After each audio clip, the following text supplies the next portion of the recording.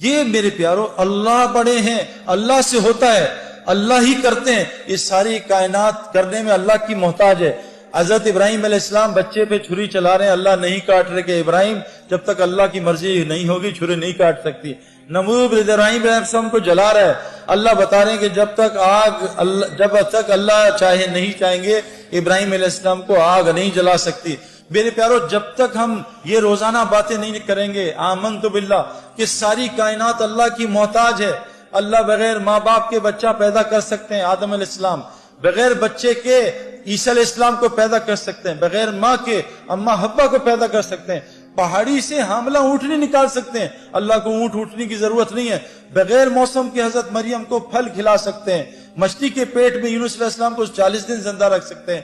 اے میرے دوستو، اے میری بہنوں بھائیوں، ہم کو یہ روزانہ سننا بولنا پڑے گا۔ یہ دیکھو جسم جو ہے نا، دیکھو جسم یہ آج اللہ کی اطاعت پہ کیوں نہیں آ رہا؟ حالانکہ اللہ قرآن میں کہہ رہے ہیں یہ اسلام فطری دین ہے، یہ تمہاری جسم اس فطرت پہ بنا ہے۔ آنکھ جیسی لڑکی دیکھے نظر نیچی ہو جائے، یہ فطرت ہے۔ آنکھ کا نابہم لڑکیوں کو دیکھنا فطرت کے خلاف ہے، اسی لیے تو دل بے چین ہوتا ہے۔ حرم میں گئے، حرم میں غلط پارکنگ کر دی اور حرم کی نماز پڑھی شیخ سدیس کے پیچھے، ایک مخلوق کا حکم توڑا، اب نماز میں بے چین ہے، یار گاڑی غلط پارک کر دی۔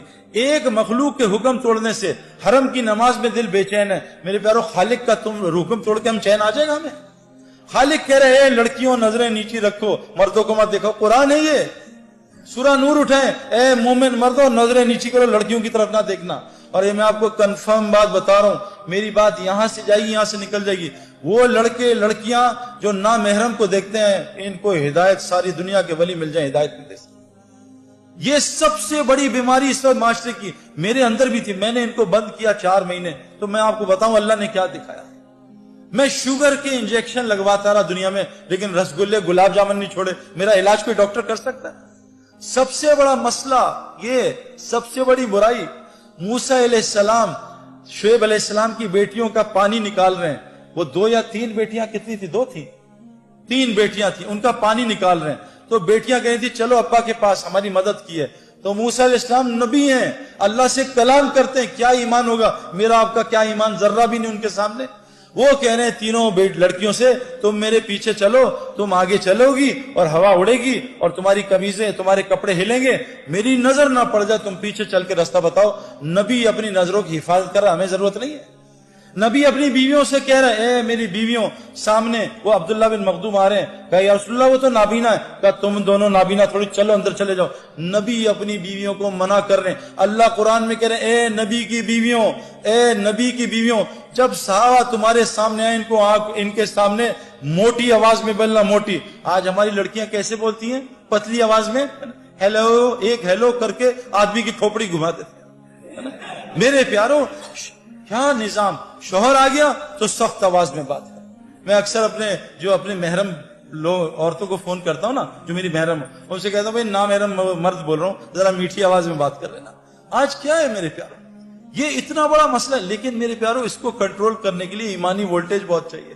یہ ہے نا، یہ لائٹ اور پنکھا یو پی ایس سے بھی چل جاتا ہے، اے سی کے لیے جنریٹر کی بجلی چاہیے، یہ نظروں کی حفاظت کے لیے ایمان چاہیے جنریٹر والا۔ وہ تو اندر آ نہیں رہا، وہ ٹرپ کر جاتا ہے بار بار، ٹرپ ٹرپ ٹرپ، بات سن کے کیوں؟ کہ ایمان کی کمزوری۔ تو تبلیغ میں میرے پیارو اس ایمان بنانے کی محنت ہے۔